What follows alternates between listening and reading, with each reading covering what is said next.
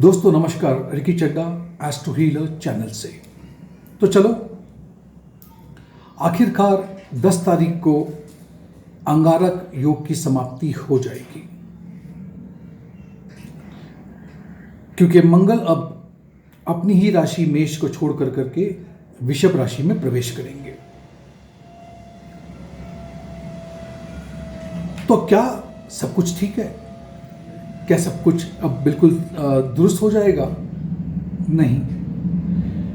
ये इसलिए क्योंकि आने वाले समय में दो ग्रह जो कि बहुत ही इंपॉर्टेंट ग्रह हैं, शनिदेव और गुरुदेव, ये दोनों ही वक्री चलेंगे। शनिदेव 23 अक्टूबर तक और गुरु 24 नवंबर तक। इस बीच हमें यह भी देखना है कि मंगल जो अब इस राशि में उतर रहे हैं, नक्षत्र होगा कृत्तिका, और वृषभ राशि जो है ये बहुत ही पृथ्वी प्रधान राशि है। ये एक ऐसी राशि है जिसमें जो बताती है फिक्स्ड आइडियाज। वो कहते हैं ना, कोई फैसले जो हम लेते हैं उस पर हम अड़े रहते हैं। ये बहुत ही मटीरियल राशि है। जो भी वृषभ राशि में यानी टॉरस में जो पैदा होते हैं उनको पता होगा कि उनका जो जिंदगी का जो संघर्ष है वो ज़्यादातर मटीरियल वर्ल्ड की तरफ रहता है। अब ऐसे में मंगल जो ज्योतिष में हमारी ताकत, हमारा निश्चय, किसी भी चीज़ में कितने लगन से हम काम करते हैं, हमारा will power, army, defence, soldier, सेनापति, जो कंस्ट्रक्शन में लोग होते हैं, इंजीनियर हैं, बिल्डर्स हैं, जो रियल एस्टेट का काम करते हैं, ऐसे लोगों को ये चीज मंगल दर्शाते हैं। अब मंगल ये राशि में प्रवेश करेंगे तो इसका प्रभाव क्या पड़ेगा? और पिछले एक वीडियो में मैंने आपसे कहा था कि अब शुक्र 31 अगस्त तक कर्क राशि में जो है, यहां पर सीधी दृष्टि जो पड़ रही है वो दो वक्री ग्रहों की पड़ रही है। एक है शनिदेव और एक है गुरु। अब ऐसी परिस्थिति में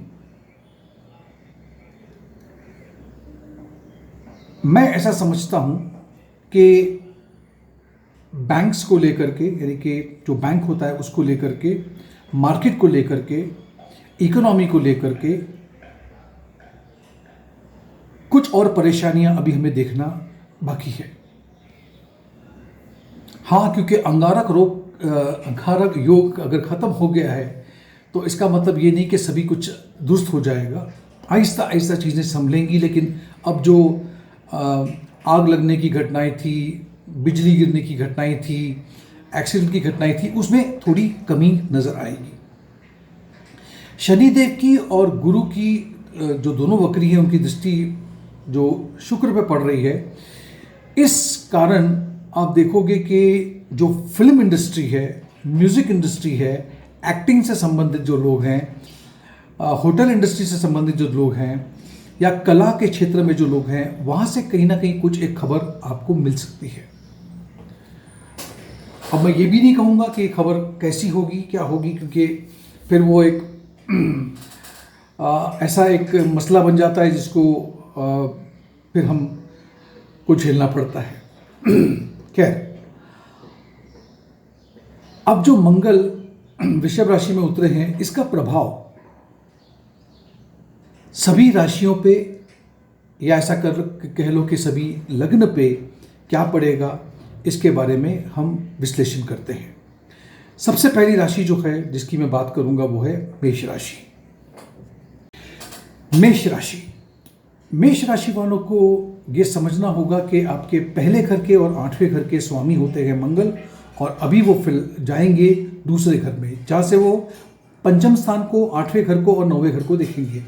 ऐसे में मंगल आपको ऐसी स्थिति में लेके आ रहा है जहाँ पर आप,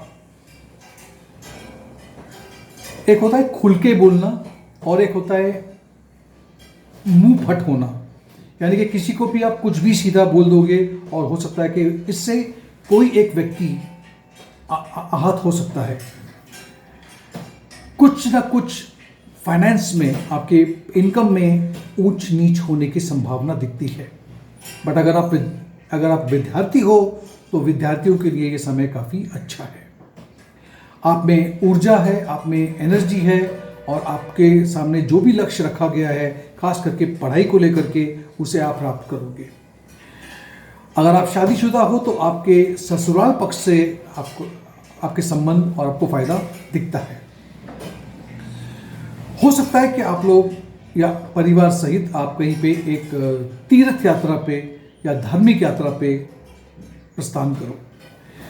अगली राशि जो है वो है वृषभ राशि। वृषभ राशि वालों के लिए 7वां घर और 12वां घर मंगल का है, और वो लग्न में यानी पहले घर में ही आ रहे हैं। वहाँ से वो चौथे घर को, 7वें घर को और 8वें घर को देखेंगे। ऐसी स्थिति में आप देखोगे कि नए नए आपको प्रस्ताव मिल रहे हैं, अपॉर्चुनिटी आ रही है, खास करके अगर आपको विदेश जाना है तो। शादीशुदा हो तो आपका जीवन काफ़ी मतलब मधुरता रहेगी। आपको आपकी माँ की तरफ से सपोर्ट मिलेगा। हर तरह का प्रॉफिट, हर तरह का गेन, खास करके ज़मीन से, प्रॉपर्टी से मिलने की संभावना है। हाँ, आपका खर्चा या कुछ जगह पे आपके नुकसान भी दिखते हैं, तो खर्चा आपको बचाना होगा। आप कोई भी अगर डील कर रहे हैं तो ध्यान रखिएगा कि वो डील में आप समझदारी से काम लें, वरना आपको नुकसान हो सकता है। ये बहुत अच्छा समय है उन लोगों के लिए जो शादी करना चाहते हैं। आपके लिए एक प्रस्ताव आ सकता है। शादीशुदा जो लोग हैं उनको आपके अपने जीवन साथी का सहयोग प्राप्त होगा। अब बात करते हैं कि मंगल की दृष्टि अगर 8वें घर में है, तो अगर आप कहीं पे यात्रा पे जा रहे हैं तो सावधानी बरतिएगा, क्योंकि चोट लगने की, एक्सीडेंट होने की संभावना बनती है। अगली राशि जो है वो है मिथुन राशि। मिथुन राशि वालों के लिए 6ठे घर के और 11वें घर के स्वामी होकर के मंगल आपके 12वें घर में प्रवेश करेंगे। 12वें घर से वो आपके तीसरे घर को, 6ठे घर को और 7वें घर को देखेंगे।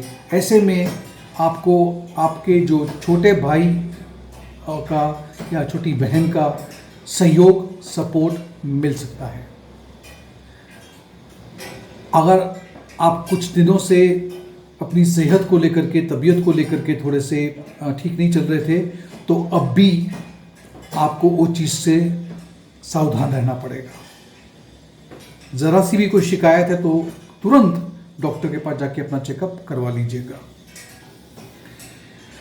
आपकी नेचर में, आपके स्वभाव में एक डोमिनेंस, यानी कि हर चीज़ को अपने ताबे में रखने वाली प्रगति बन जाएगी आपकी, और साथ साथ में थोड़ा सा अहंकार भी आप में जाग सकता है, जिसके वजह से परिवार में या तो अपने जीवन साथी के साथ या पार्टनर के साथ में थोड़ा ऊंच नीच हो सकती है। आपको आपकी शादीशुदा जीवन में ज़्यादा ध्यान देने की ज़रूरत है, क्योंकि वहाँ पर भी चीज़ें गड़बड़ हो सकती हैं। अगली राशि जो है वो है कर्क राशि। कर्क राशि वालों के लिए ये समझना बहुत ज़रूरी है कि आपके 5वें घर के और 10वें घर के स्वामी होकर के मंगल आपके 11वें घर में प्रवेश करने जा रहे हैं। 11वें घर से वो दूसरे घर को, 5वें घर को और 6ठे घर को देखेंगे। ऐसी परिस्थिति में ये जो गोचर होने जा रहा है, ये आपके जितने भी आपकी सपने थे, उम्मीद थी, कोई इच्छाएं थी, उसकी पूर्ति हो रही है। तो ये समय काफ़ी आपके लिए अच्छा है। आपने जितनी भी मेहनत की है, जितना भी आपने संघर्ष किया है उसका आपको अब परिणाम मिल रहा है। अगर खास करके आप कोई इंजीनियर हो, रियल एस्टेट से काम करते हो, या आप डिफेंस में हो, आर्मी में हो, तो आपके लिए एक प्रमोशन फ़ायदा नज़र आता है मुझे। ये एक बहुत अच्छा समय है विद्यार्थियों के लिए। अगर आप पढ़ाई कर रहे हो तो आपका जो कंसंट्रेशन कहते हैं, लक्ष्य जो है वो काफ़ी एकीकृत रहेगा, आप में काफ़ी ऊर्जा होगी, और आप किसी भी कॉम्पिटिटिव एग्जाम्स के लिए अगर आप प्रिपेयर कर रहे हो तो आपके लिए काफ़ी समय अच्छा है। सेहत को लेकर के अगर आप कुछ सेहत से किसी चीज़ से ग्रसित थे, कुछ परेशान थे, तो उसमें अभी सुधार नज़र आता है। वहीं पर कुछ, जैसे मैंने पहले भी कहा था, कुछ सपने हैं आपके जो पूरे होते हुए नज़र आते हैं। समय काफ़ी आपके लिए अच्छा है। अब बात करते हैं सिंह राशि की।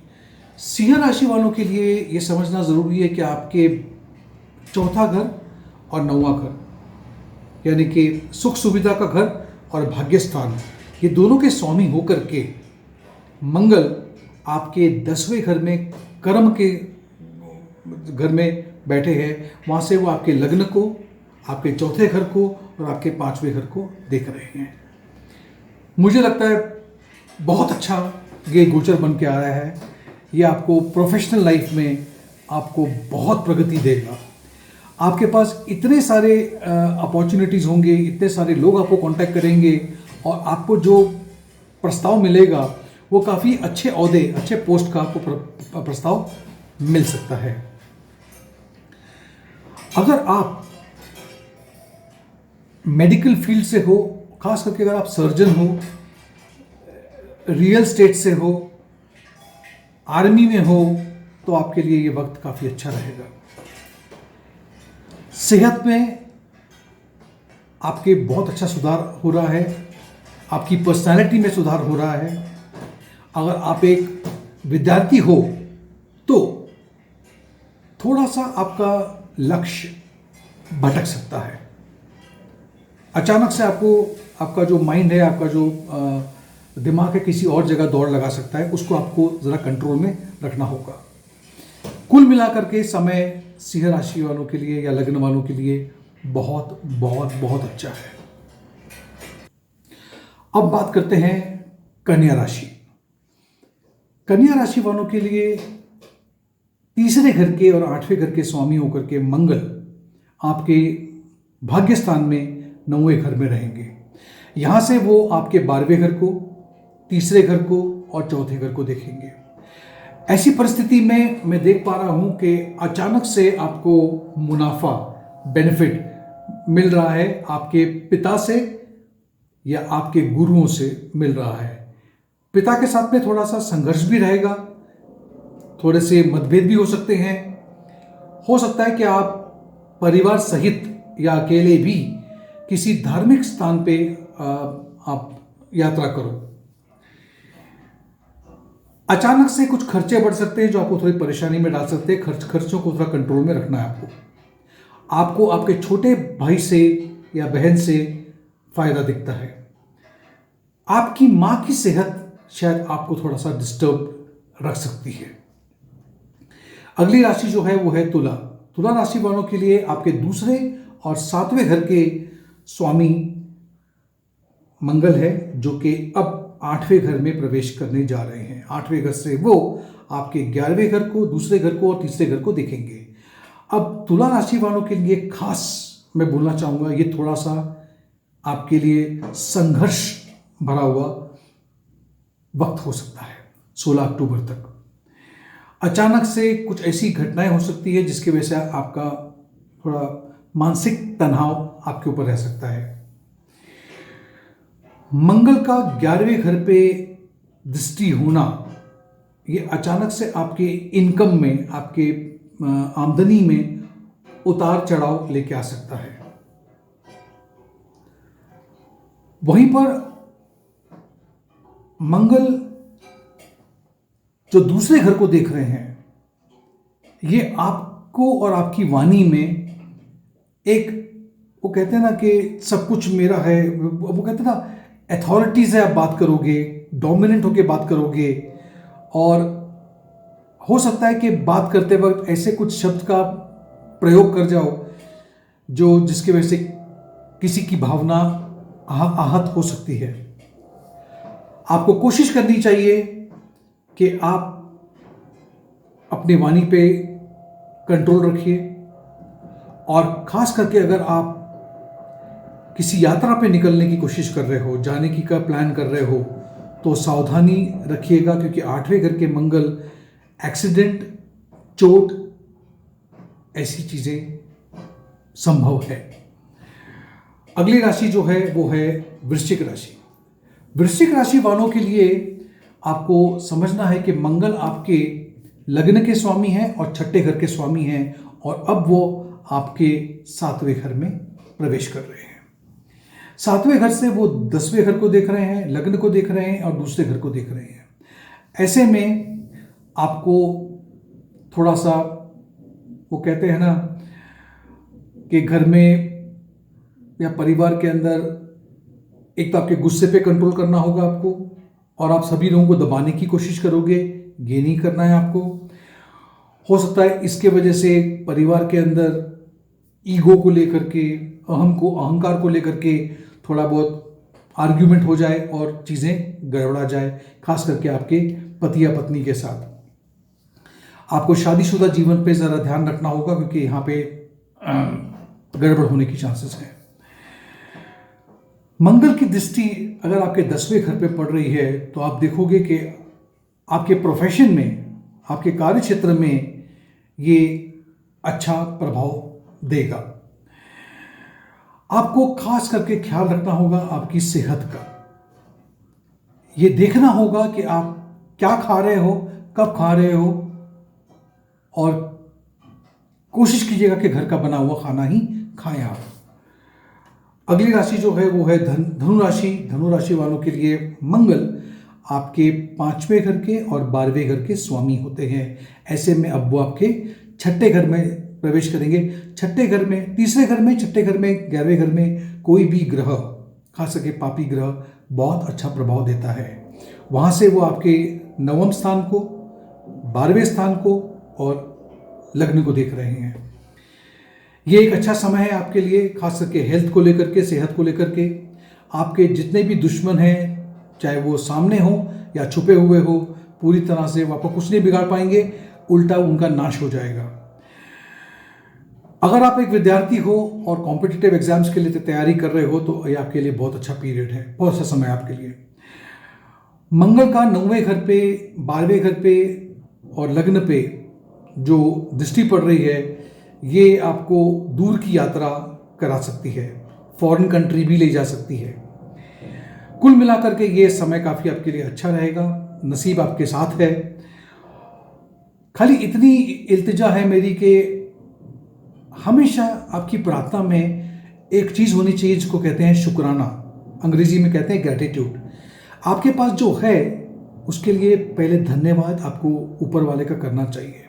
ऐसा नहीं कि मेरे पास तो ये नहीं है, मुझे और चाहिए, ये एक लालसा सब में होती है।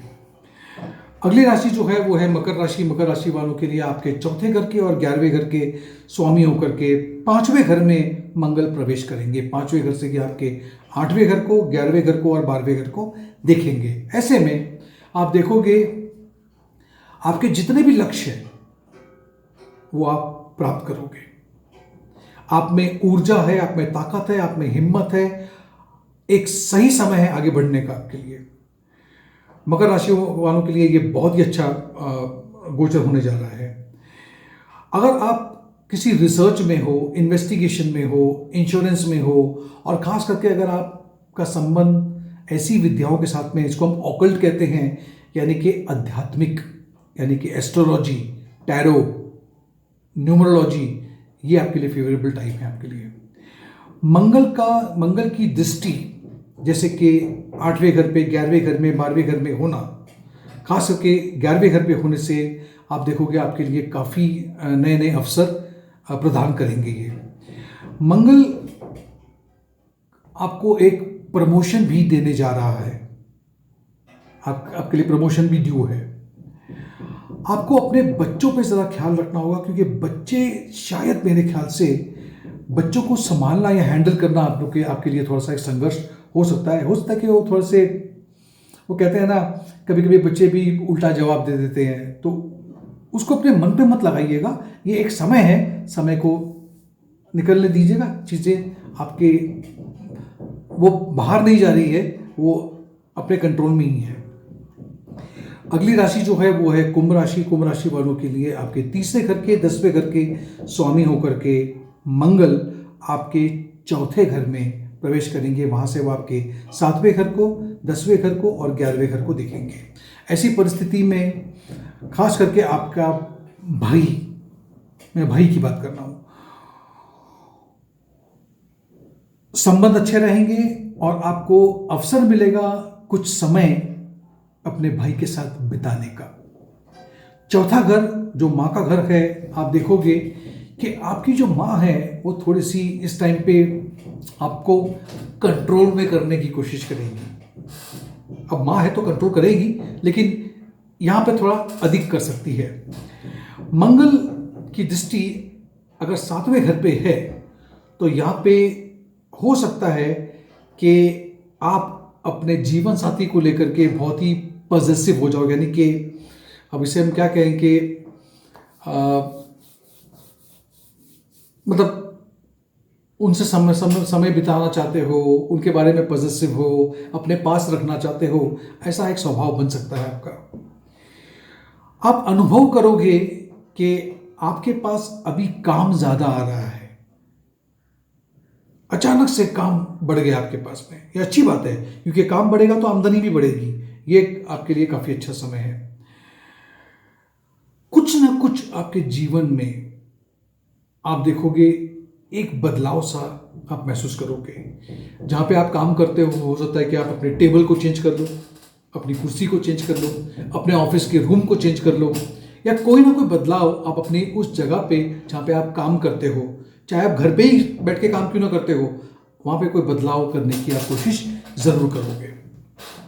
अब बात करते हैं सबसे आखिरी राशि जो है वो है मीन राशि।